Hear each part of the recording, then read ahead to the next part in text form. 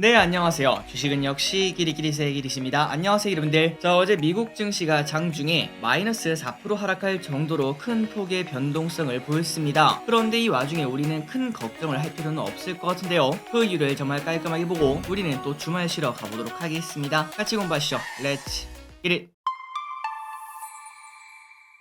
자, 어제 하락한 이유를 빠르게 보도록 하겠습니다. 일단 다우는 2.1% 하락, 나스닥은 3.8% 하락, S&P 500은 2.8% 하락으로 셋 다 끔찍하게 하락한 걸 확인할 수 있고, 여러분들이 보시다시피 마지막에는 살짝 고개를 들긴 했지만 그런데 쭉 빠지면서 흐르는 우리 입장에서는 최악의 움직임이 나오는 걸 확인할 수 있습니다. 야, 이거 다음 주 월요일 또 하락하면 어떡하나 라는 생각이 절로 들죠. 그렇다면 어제 미국 증시가 이렇게 하락한 이유가 뭔가 봤더니 바로 이게 발표가 되었습니다. 고용 지표가 발표가 되었죠. 자, 여기서 중요한 게 뭘까요? 맞습니다. 여기서 별 3개짜리 있죠. 비농업 고용지수 그리고 실업률, 이 두 개를 딱 봤을 때 일단 9월 비농업 고용지수를 보도록 하겠습니다. 여기 보시면 26만 3천 명이 나오는 걸 확인할 수 있죠. 그런데 전날에는 31만 5천 명이었고, 그러니까 줄어든 걸 확인할 수 있고, 그리고 이는 21년 4월 이후 가장 적게 늘어난 거라고 합니다. 그러니까 이거는 뭐 그렇게 좋은 데이터다 라고 말하기 좀 어렵겠죠. 한이길이 그러면 요즘 그 배드이즈 굿이 유행이라며 그러면 증시는 올랐어야지 라고 볼 수 있지만, 아래 보시면 실업률이 있는데 결과가 3.5%가 나왔습니다. 지난달은 3.7%, 그 다음에 예상은 3.7이었는데 그런데 3.5가 나왔으니까 고용시장이 탄탄해도 너무나 탄탄했다는 걸 확인할 수 있죠. 그래서 결국 이러한 데이터가 나오면은 시장 참여자들은 어떻게 해석할까요? 맞습니다. good is bad로 해석하고, 실제로 연준이 11월 달에 금리를 얼마나 올릴지 예측하는 곳에서는 어제까지만 하더라도 50bp 인상이 24%고 그 다음에 자이언트 스텝이 75%인데, 그런데 오늘 빅스텝은 18%까지 줄어들고 그 다음에 자이언트 스텝은 81%까지 쭉 올라가는 걸 체크할 수 있습니다. 그러니까 연준 또 금리 올리겠구나 라는 걱정이 나왔다는 거겠죠. 그런데 여러분들이 이거 딱 보다시피 이거 근데 특별한 악재일까요? 사실 이거를 특별한 악재라고 말하긴 조금 어렵습니다. 예전부터 재탕, 3탕, 4탕 하고 있는 거라고 볼 수 있는데, 제가 생각했을 때 나스닥이 이렇게 빠진 이유는 최근 며칠간 또 증시가 오르지 않았겠습니까? 그리고 그때 논리가 뭐였죠? 맞습니다. 배드 이즈 굿이라며 나쁜 지표를 보면서 이거 연준이 금리 못 올리겠구나 라는 예상에 증시가 쭉쭉쭉 올라오고 있었는데, 하지만 우리는 지속적으로 공부했다시피 그 논리가 오래갈 수는 절대 없었습니다. 언제까지만 나쁜 걸 보고 야 좋다 좋다 라고 말할 수는 없기 때문이죠. 그래서 결국은 이번에 또 중요한 지표인 고용지표가 나왔는데, 야 이게 탄탄하네 라는 이야기가 나오면서 그 부분을 되돌렸다고 생각을 해볼 수 있습니다. 그러니까 새로운 악재가 나와서 빠진 게 아니라 이때까지 조금은 비정상적인 이유 때문에 오른 게 그냥 반납이 되었다라고 보는 게 맞다는 거겠죠. 그렇다면 이제 중요한 건 바로 이겁니다. 추가적 하락이 있을 것이냐.